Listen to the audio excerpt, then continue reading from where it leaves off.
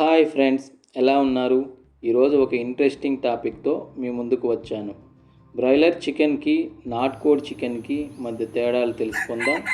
ఏ చికెన్లో ఎలాంటి వాల్యూస్ ఉంటాయో, ఎలాంటి పోషక విలువలు ఉంటాయో తెలుసుకోవాలంటే ఈ వీడియోని ఎక్కడా స్కిప్ చేయకుండా ఎండ్ వరకు చూడండి ఫ్రెండ్స్, మీకే అర్థమవుతుంది. బయట చికెన్ షాప్లో దొరికే సాధారణ బ్రాయిలర్ కోడి కన్నా నాటుకోడి ధర ఎందుకు ఎక్కువగా ఉంటుంది? మనం కొనుక్కొని తినే చికెన్ రుచి కన్నా ఏదైనా పల్లెటూరికి వెళ్ళినప్పుడు చుట్టాలు ఇంట్లో కోసే కోడి రుచి ఎందుకు ఆకట్టుకుంటుంది? ఈ తేడా ఎందుకు? మతలబు ఏంటి? అసలు మనం ఎప్పుడూ తినే బ్రాయిలర్ చికెన్ మంచిదేనా? అవి ఎందుకు తక్కువ ధరకి దొరుకుతున్నాయి? చికెన్ ఇంత ఎక్కువ పరిమాణంలో ఎందుకు మార్కెట్లో దొరుకుతుంది? మనం ఆరోగ్యకరమైన చికెన్ తింటున్నామా? ఈ ప్రశ్నలు ఎప్పుడైనా మీ మెదడుకి తట్టినా తట్టకపోయినా సమాధానాలు మేము చెబుతున్నాం. మనం తినే చికెన్ పూర్తిగా ఆరోగ్యకరం కాదు. రుచిగా ఉంది అంటే మీరు ఇంకా నాటుకోడి రుచి చూడనట్లే. ఎందుకు పూర్తిగా ఆరోగ్యకరం కాదు అంటే కొన్ని చేదు కారణాలు ఉన్నాయి, కొన్ని చేదు నిజాలు ఉన్నాయి. ఇంట్లో పెరిగిన కోడి సహజ సిద్ధంగా పెరుగుతుంది. అది త్వరగా పెరగాలని మనం ఎలాంటి ఇంజెక్షన్స్ ఇవ్వం, దానా తప్ప ఇంకేమీ పెట్టం. కానీ బయట దొరికే బ్రాయిలర్ కోడి అలా కాదు. అది పెరిగే వాతావరణం చాలా వేరుగా ఉంటుంది. సమయానికి ఎన్ని కోళ్ళను సిద్ధం చేస్తే వ్యాపారదారులకి అంత లాభం. అందుకే వాటికి గ్రోత్ హార్మోన్స్ అందిస్తారు, యాంటీబయాటిక్స్ ఇంజెక్షన్ చేస్తారు. ఇది కొత్తగా మొదలైన ట్రెండ్ కాదు. 1980 కంటే ముందే మొదలైంది. అప్పట్లోనే ఎన్నో దేశాలు జంతువుల మాంసంలో సింథటిక్ హార్మోన్స్ ఇంజెక్ట్ చేయడాన్ని బ్యాన్ చేశాయి. ఇంతలా వివాదాలు తలెత్తిన పౌల్ట్రీ వ్యాపారస్తులు గ్రోత్ హార్మోన్స్ ఇవ్వడం మానట్లేదని రిపోర్ట్ చెబుతున్నాయి.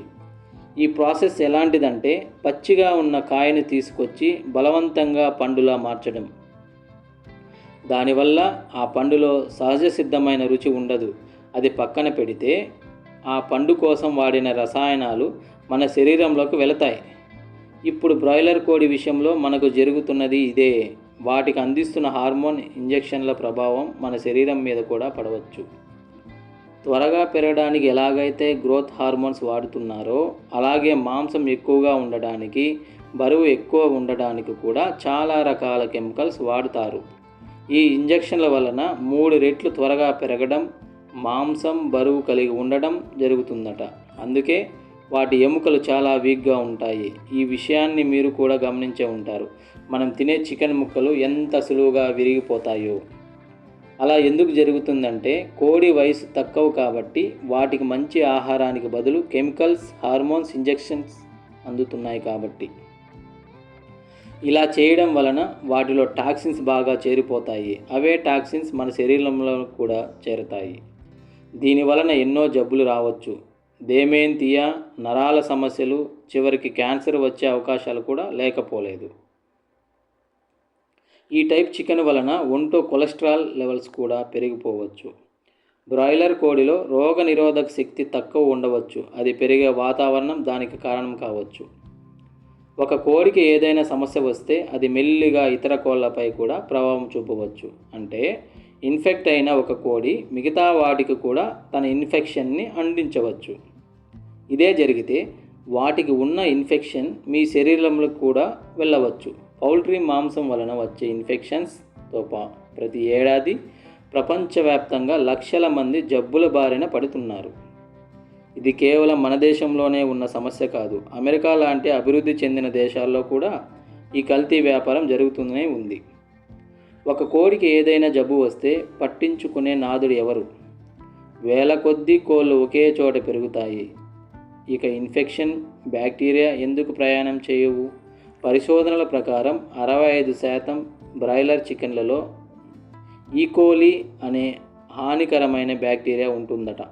ఒక అమెరికాలోనే ఈ బ్యాక్టీరియా ఇన్ఫెక్షన్ వలన ఏడాదికి 128,000 మంది హాస్పిటల్ బెడ్ ఎక్కుతున్నారట. బ్రాయిలర్ కోడి షెడ్లో పెరుగుతుంది కాబట్టి స్వచ్ఛమైన గాలి పీల్చుకోదు, స్వేచ్ఛగా బయట తిరగదు, నడిచే వీలు ఉండదు, బందీలాగా పడి ఉంటుంది. ప్రకృతిని చూడని జీవితం దానిది. ఎలాంటి వ్యాయామం లేని శరీరం దానిది. ఒక మనిషి బయట గాలి పీల్చుకోకుండా ఎప్పుడూ ఒకే గదిలో కూర్చొని శరీరానికి తినడం తప్పిస్తే ఎలాంటి పని లేక ఉంటే ఎంత అనారోగ్యంగా ఉంటాడో ఒక బ్రాయిలర్ కోడి కూడా అంతే అనారోగ్యంగా ఉంటుంది. అందుకే దానికి రోగనిరోధక శక్తి తక్కువ, యాంటీబయాటిక్స్ ఇస్తూ పోతారు. అందుకే వాటిని సాల్మోనెల్లా అనే మరో రకం బ్యాక్టీరియా ఉంటుంది. అవి తినే మనిషిలో కూడా ఈ కారణంతోనే రోగనిరోధక శక్తి తగ్గుతుందని పరిశోధనలు చెబుతున్నాయి. ఇదే కారణంతో ఫుడ్ పాయిజనింగ్ కూడా జరుగుతుంది. అవియన్ ఫ్లూ అనే జబ్బు వచ్చే ప్రమాదం లేకపోలేదు. ఇక మనిషి శరీరాన్ని కాసేపు పక్కన పెట్టి మన వాతావరణం గురించి ఆలోచిస్తే కోళ్ళను పెంచుతున్న ప్రదేశం దగ్గర వాతావరణం బాగా కలుషితం అవుతుంది. వాటిని ఎన్నో రకాల కెమికల్ ఆహార పదార్థాలు ఇస్తారు, హార్మోన్ ఇంజెక్షన్లు ఇస్తారు. బయట గాలి లేక అనారోగ్యమైన టెంపరేచర్లో పెరుగుతాయి అవి. దీంతో అవి వదిలే మలమలినాలు వాతావరణాన్ని కలుషితం చేస్తున్నాయి. ఈ టాక్సిన్స్ గాలిలో కలిసిపోతున్నాయి. పౌల్ట్రీ దరిదాపుల్లో బ్రతుకుతున్న మనుషులు గాలి పీల్చుకోవడానికి కూడా ఇబ్బంది పడుతున్నారు. ఈ రకం కూడా మనిషికి నష్టపోతున్నాడు. ఇక్కడ కేవలం మనిషే కాదు, గాలి, వాతావరణం, అన్య ప్రాణులు కూడా ఈ కలుషితమైన గాలి పీల్చుకొని నష్టపోతున్నాయి. నాటుకోడి గురించి తెలుసుకుందాం.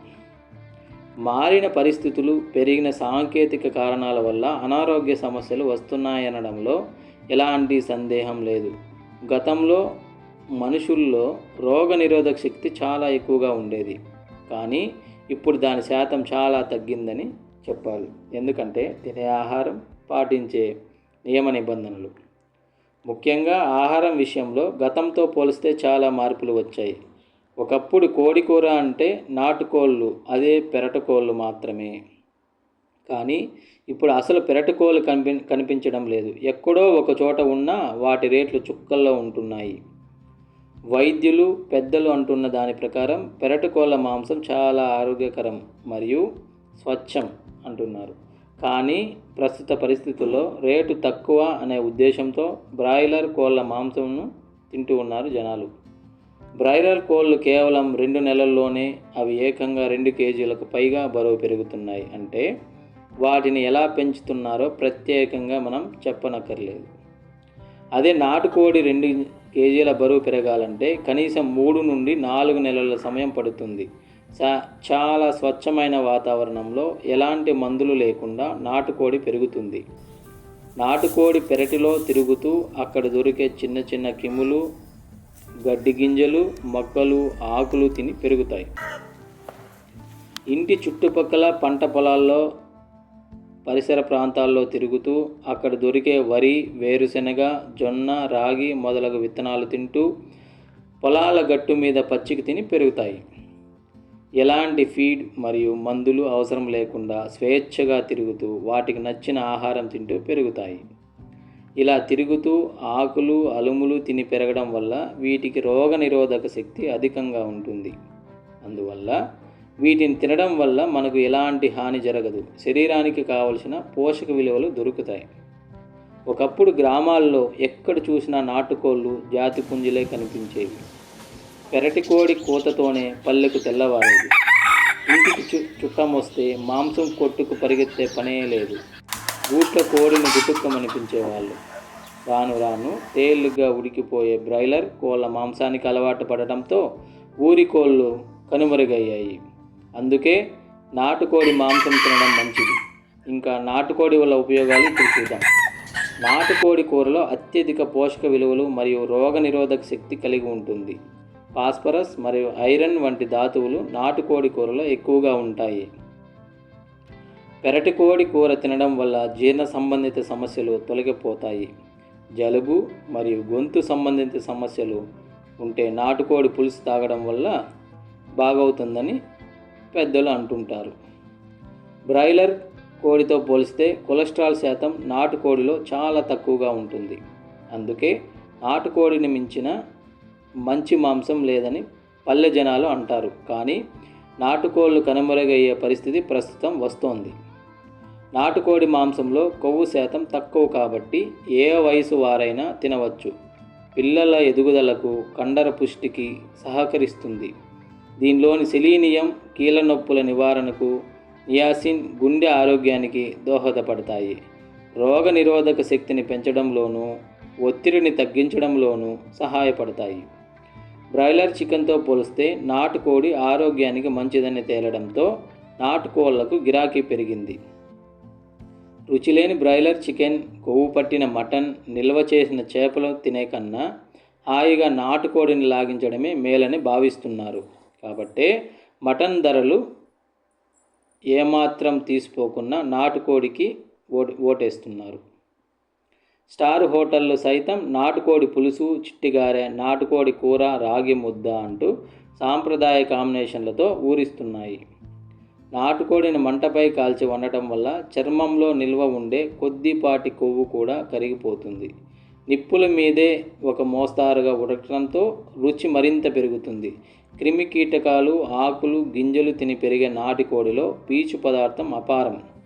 ఎక్కువసేపు ఉడికించడం వల్ల కూరలో వేసిన మసాలా దినుసులు బాగా మగ్గిపోయి కొత్త రుచినిస్తాయి.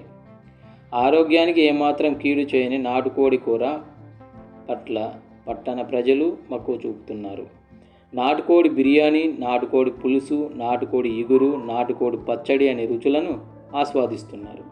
వంట ఆలస్యమైన రుచి పక్క. రుచిలో, పోషకాల్లో నాటుకోడి మాంసానికి సాటి లేదు. మటన్, సీఫుడ్, బ్రాయిలర్ మాంసంతో చేసిన ఎన్ని వెరైటీల వంటలు తిన్నా నాటుకోడి కూర అనగానే లొట్టలేస్తుంటారు మాంసాహార ప్రియులు. పల్లెల్లో పుట్టి పెరిగి వారికైతే ఊరకోడి కూర అంటే మహాప్రీతి. మటన్ ధరతో పోటీ పడుతూ పల్లె పట్నం తేడా లేకుండా అందరినీ ఊరిస్తున్న మన నాటుకోడి కబుర్లు ఇవి. సో గాయ్స్, విన్నారు కదా. రాబోయే వీడియోలో ఒక ఇంట్రెస్టింగ్ టాపిక్తో మళ్ళీ కలుద్దాం. Until then bye.